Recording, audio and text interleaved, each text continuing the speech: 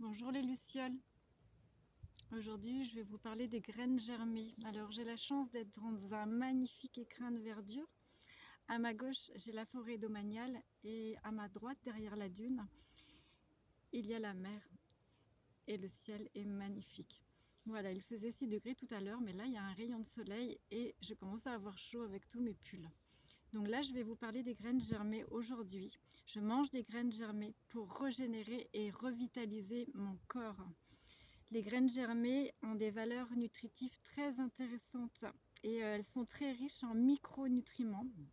Donc elles contiennent de la vitamine A, de la vitamine B, C, de la vitamine D, de la vitamine E, de la vitamine K, des minéraux, donc du magnésium, du calcium, du fer, du potassium, du zinc, du sodium, du phosphore, des acides gras essentiels qui s'appelaient autrefois vitamine F, comme l'acide linoléique, des antioxydants, des protéines, des fibres, des enzymes.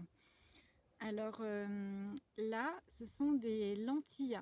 Donc ça, c'est pas des graines germées que j'ai achetées, c'est des lentilles que j'ai fait germer. Parce que quand je cuisine, parce que je mange quelquefois des plats cuits encore, de temps en temps, l'hiver, quand je cuisine les lentilles, les pois chiches, je les fais toujours germer avant de les cuire. Donc ça veut dire qu'après, on ne les cuit pas longtemps en fait.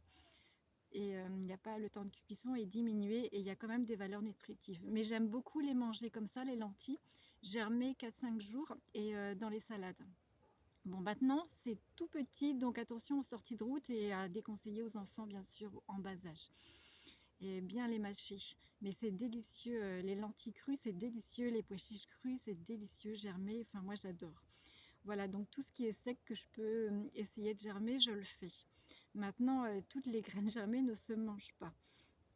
Alors aujourd'hui, je vous ai emmené donc les lentilles. Je vous ai emmené les haricots mungo. Donc c'est du soja vert. Voilà, celles-ci, elles ont 2 jours. Et c'est les plus grosses en général. Donc vous voyez, il y a le petit chapeau vert qui se décroche et il y a la petite, voilà, la petite germe qui se voit à l'intérieur. Mais vous la verrez sur la photo de la vidéo. Je pense que je vais mettre un gros plan. Voilà, j'ai ça et je vous ai fait aussi germer il y a plusieurs jours. Alors là, elles sont très grandes, hein. Normalement, on les mange plus tôt. Mais là, c'est un mélange qui se vend comme ça en magasin bio, alfalfa, radis, fenouil. Donc, il y a 3 variétés mélangées et c'est juste délicieux. Donc là, elles sont dans un récipient spécial que j'ai acheté et vous voyez les racines. Voilà. Donc moi, je mange tout ça comme ça ou agrémenté dans les salades, mais moi, je les mange comme ça, j'adore. Donc là, les racines sont très grandes, hein. C'était juste pour vous montrer. Après, quand on n'a pas de récipient pour faire les graines germées, on innove et on utilise un bocal. Donc moi, je mets mes graines, une cuillère à soupe dedans le bocal, je recouvre d'eau et le lendemain, je rince plusieurs fois dans la journée, donc 2-3 fois. Vous pouvez mettre un tissu dessus avec une élastique. Et voilà, comme ça, vous pouvez juste enlever le tissu et quand vous allez les retourner, ça va vous éviter de les perdre dans le lavabo si c'est des toutes petites graines. Là, c'est facile de faire à la main parce que les graines sont grandes, mais les toutes petites, c'est plus facile avec le tissu par-dessus. Moi, je garde les vieux t-shirts blancs en fait et je découpe des carrés dedans et voilà, et je mets un chouchou dessus, un élastique et c'est super facile. Il n'y a pas besoin d'acheter de récipient. Bon, en général, ça coûte une dizaine d'euros, un récipient spécial pour faire les graines germées. Donc, les graines germées, elles sont très digestes et rassasiantes grâce aux fibres.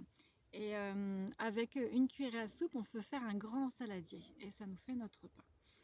Voilà, moi je les consomme telles quelles ou alors sur des tartines de chou chinois parce que moi comme je mange plus de pain, mon pain c'est la feuille de chou chinois. Donc je tartine dessus avec des crudités et avec des graines germées pour terminer. Sur le potage, c'est très très bon aussi et nourrissant dans les jus, dans les smoothies. Et je voulais rajouter aussi qu'il y a 4 familles de graines. Donc il y a les graines de légumes, donc les radis, les carottes, fenouil, alfalfa, brocoli. Donc ça c'est de la famille des graines. Il y a des graines de légumineuses comme les pois chiches, le soja vert, donc celui-ci, les haricots mungo, Il y a les lentilles aussi qui font partie de la famille des légumineuses. Et il y a les graines d'oléagineuses. Donc les graines de tournesol, j'en ai pas aujourd'hui, mais j'en mange pratiquement tous les jours. Donc celles-là, les graines de tournesol, vous les faites germer juste une nuit et le lendemain, vous pouvez les consommer telles quelles. C'est hyper nourrissant. Donc dans les oléagineux, on a le tournesol, le sésame, les amandes, etc. Et la quatrième famille, c'est la graine des céréales, donc quinoa, sarrasin, seigle, épeautre, avoine, orge, etc. Alors, toutes les graines germées ne sont pas consommables, comme je le disais tout à l'heure. Par exemple, les graines de tomates, les graines de poivron et de rhubarbe, c'est toxique pour la consommation humaine, donc à éviter. Voilà. Mais en tout cas, je vous souhaite une magnifique dégustation et découverte pour ceux qui ne connaissent pas. Je vous invite à regarder les liens sur la vidéo. Je vous remercie pour vos cœurs, pour vos likes, pour vos abonnements et je vous souhaite une magnifique journée d'hiver avec ce beau soleil et cette chaleur qui réchauffe le corps et le cœur.